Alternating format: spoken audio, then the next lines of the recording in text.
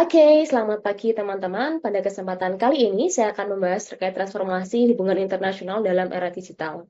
Sebagaimana yang kita tahu, teman-teman, bahwa hubungan internasional, baik praktik maupun teorinya, ini kan berkembang sangat cepat dan juga masif. Nah, apalagi di era digital, ini akan sangat berpengaruh dan juga akan sangat membantu perkembangan praktik HI pada umumnya. Kita akan membahas detail saat ini.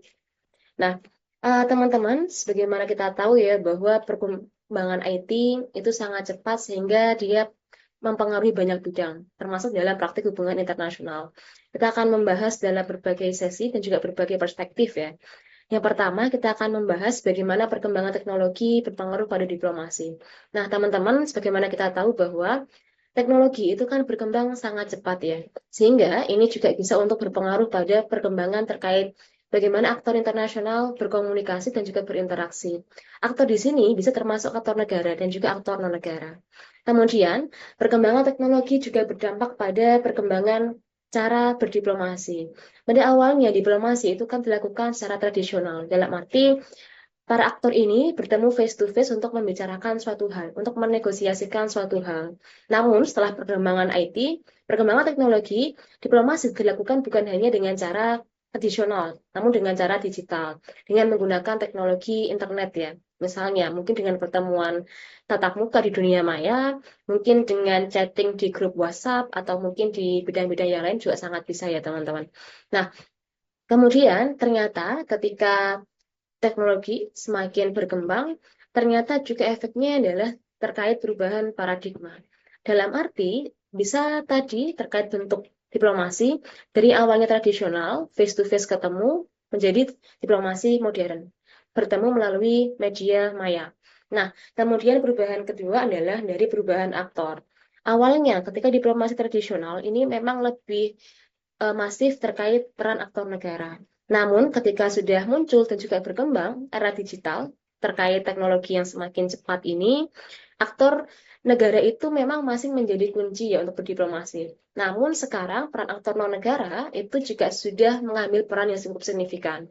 Sehingga terdapat keseimbangan peran antara state dan juga non-state aktor dalam hubungan internasional. Nah, ini juga perubahan dari perspektif bagaimana aktor berperan ya kaitannya sama teknologi IT dan juga era digital ternyata bisa untuk mempengaruhi berkembangnya praktik HI.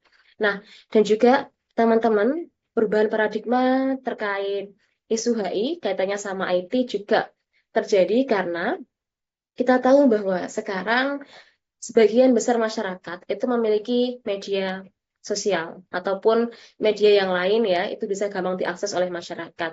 Itulah kenapa opini publik zaman sekarang tidak hanya bisa untuk tersalurkan melalui cara konvensional, seperti membuat artikel yang diterbitkan di majalah versi cetak atau paper, kemudian menyampaikan opini secara masif di hadapan publik, begitu. Namun setelah adanya perkembangan IT atau perkembangan di era digital, opini publik itu bisa tersampaikan secara cepat dan juga sangat luas melalui media sosial. Dan ini kaitannya sama isu-isu HI juga bisa, misalnya terkait kebijakan luar negeri, terkait kebijakan partnership antara negara A dengan negara B, jadi sangat masif penggunaan IT ya dalam praktik HI. Kemudian, di sisi lain, teman-teman, ketika teknologi semakin berkembang di era digital, ini juga menimbulkan suatu challenge atau suatu tantangan.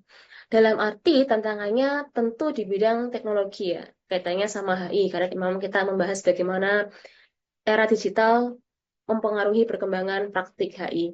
Nah, terkait kebebasan ya, informasi yang sekarang semakin dapat diakses secara luas dan juga masif. Nah, tentunya ini merupakan hal sangat positif. Tapi lagi-lagi pemerintah mempunyai tantangan untuk bagaimana melindungi informasi yang memang tersedia untuk publik, tapi tetap bisa untuk dikontrol oleh pemerintah. Nah, ini menjadi salah satu tantangan untuk pemerintah ya. Dan juga terkait perkembangan informasi yang kaitannya dengan publik yang sangat cepat diakses oleh publik, ini juga menjadi challenge ketika misalnya pemerintah harus wajib ya bisa untuk menjaga kebenaran informasi. Karena apa? Ketika informasi sudah dicerna oleh publik, ternyata ada miskomunikasi, ini akan menimbulkan suatu masalah yang sangat berarti. Sehingga isu disinformasi menjadi hal yang sangat krusial, pemerintah harus concern terkait isu tersebut. Dan juga mungkin ada propaganda digital ya. adanya upaya-upaya untuk tindakan yang tidak semestinya, tidak sesuai dengan norma, dilakukannya melalui digital, ini juga menjadi perhatian pemerintah dan juga masyarakat sendiri. Nah, selanjutnya, teman-teman, ternyata era digital juga mempengaruhi perubahan paradigma power dalam HI. Kita tahu bahwa dalam HI, power itu kan diartikan sebagai kekuatan yang bisa untuk membuat negara itu survive dan juga berkembang begitu ya. Nah, kekuatan negara itu memang awalnya tradisionalnya adalah menggunakan hard power, di mana ini merupakan kekuatan negara untuk mempengaruhi negara lain dengan menggunakan kekuatan militer dan juga ekonomi. Namun, seiring berjalannya waktu, kekuatan negara untuk mempengaruhi negara lain ternyata berkembang menjadi soft power. Ini kekuatan di bidang yang low politics ya, yang kaitannya bukan terkait militer dan juga ekonomi. Biasanya, soft power ini kaitannya sama budaya, kemudian nilai-nilai, dan juga kebijakan luar negeri yang bisa untuk mempengaruhi negara lain, kayak begitu. Contohnya adalah, kalau soft power, ini mungkin yang paling terkenal adalah K-pop ya, budaya Korea Selatan ya, Korean popular. Nah, K-pop ini kan merupakan soft powernya Korea Selatan untuk mempengaruhi negara lain ya. Mempengaruhi dalam arti mungkin untuk menyebarkan kebudayaan Korsel, kemudian untuk mempromosikan produk-produk Korea Selatan, itu kan sekarang melalui K-pop semuanya ya. Hampir semuanya melalui K-pop. Nah, itu merupakan contoh soft power. Kalau hard power, contohnya adalah bagaimana negara bisa dominan dengan kekuatan militer dan juga ekonomi. Contohnya adalah mungkin kekuatan militer negara dominan di Asia mungkin bisa untuk membuat negara itu dominan ya di wilayah Asia. Karena memang negaranya memiliki kekuatan senjata yang memang sangat kuat. Nah, itu kalau hard power.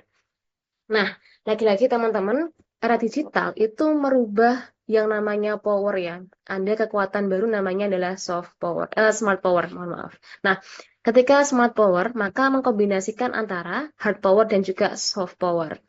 Contohnya adalah ketika misalnya kekuatan militer atau ekonomi ya, itu dipadukan dengan kekuatan yang lebih halus lagi, seperti kekuatan budaya. Nah, itu bisa untuk menciptakan suatu smart power. Biasanya smart power memang menggunakan media yaitu media internet sih untuk menunjukkan suatu dominasinya. Seperti itu. Jadi memang perkembangan teknologi bukan hanya berdampak pada diplomasi, tapi juga pada paradigma power ya dalam hubungan internasional. Nah, kemudian selanjutnya terkait challenge terhadap perubahan era digital ke isu HI, negara ini juga menghadapi suatu tantangan yang berarti ya. Pertama terkait cyber security, terkait keamanan digital. Kita tahu bahwa digital itu kan memang masif diakses oleh banyak orang. Sehingga banyak tantangan untuk membuat data itu tetap aman ya, apalagi jika datanya memang terkait data privasi masyarakat atau data privasi pemerintah. Nah, ini peran pemerintah dan juga kewajiban pemerintah serta masyarakat semuanya untuk menjaga bagaimana keamanan di internet itu akan selalu terjaga, begitu. Nah, biasanya memang ketika membahas terkait isu HI ya di ranah digital, itu isu-isu terkait keamanan cyber, kemudian terkait spionase, sabotase data, itu memang sangat mungkin terjadi, sehingga pemerintah perlu untuk aware terkait isu ini. Kemudian yang kedua, terkait data sovereignty, terkait kedaulatan data. Nah, karena memang sekarang data memang terpusat di internet, tersistem dan juga tersimpan di internet, maka pemerintah punya kedaulatan penuh ya untuk mengatur data. Nah, itulah kenapa pemerintah punya kewenangan untuk mengatur data negara, data pemerintah, data masyarakat, supaya tetap aman, dan juga datanya bisa menjadi lebih private ya, meskipun memang mungkin diakses masyarakat luas, tapi terkait privasi tetap terjaga dengan baik. Nah, kemudian yang ketiga, terkait konten kontrol. Kita tahu bahwa masifnya penggunaan media internet, media sosial pun, itu menimbulkan suatu tantangan yang berarti. Contoh, banyak juga konten-konten yang memang harus dikontrol ya oleh pemerintah. Sehingga masyarakat bisa untuk melihat sesuai dengan jangkauannya sebenarnya begitu. Nah, ini juga menjadi tantangan pemerintah harus aware terkait konten-konten, harus aware terkait manakah konten yang memang dibatasi oleh umur tertentu misalnya, ataukah konten yang sensitif terkait isu politik misalnya. Nah, itu pemerintah perlu untuk ikut serta dalam hal tersebut. Kemudian, terkait era digital, ini juga sangat berpengaruh ya pada aktivitas lintas batas negara di era digital. Ada banyak aktivitas sebenarnya, seperti perdagangan, aktivisme, dan juga investasi. Sebenarnya sih ada banyak banget aktivitas ya, seperti mungkin aktivitas pendidikan karena banyak pertukaran mahasiswa, pertukaran siswa, ataupun warga negara Indonesia kuliah di luar negeri juga sangat besar ya, sangat banyak gitu ya. Tapi untuk kali ini kita akan fokus pada topik perdagangan, aktivisme, dan juga investasi. Terkait perdagangan, teman-teman, era digital memang sangat membantu perdagangan di era sekarang ya. Contohnya adalah adanya e-commerce. E-commerce itu sangat membantu para produsen untuk memasok barang ke konsumen ya, tidak melihat dari negara mana. Karena semuanya bisa diakses melalui e-commerce tersebut. Dan juga memang jasa kirim kan sekarang sudah bisa untuk menjangkau berbagai wilayah ya, baik dalam maupun luar negeri.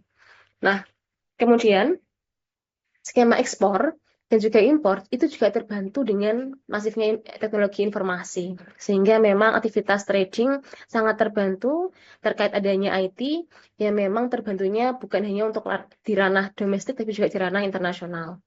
Nah, kemudian teman-teman yang kedua adalah aktivisme. Kita tahu bahwa terkait gerakan sosial zaman sekarang tidak hanya dilakukan secara konvensional, face to face, datang ke tempatnya langsung, berkumpul dengan komunitas lain untuk menyampaikan suara. Zaman sekarang aktivisme dilakukan juga melalui media sosial. Kita bisa tahu masyarakat melalui medsos ya, mungkin di Instagram, kemudian di TikTok, di YouTube, itu juga sudah banyak banget yang mengadakan suatu gerakan aktivisme.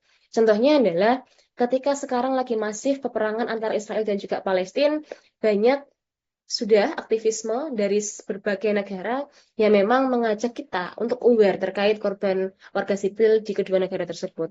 Nah, ini menjadi contoh nyata bahwa aktivisme memang sekarang mendapatkan fasilitas yang cukup berarti dan juga sangat membantu, yaitu fasilitas media sosial atau fasilitas jejaring internet.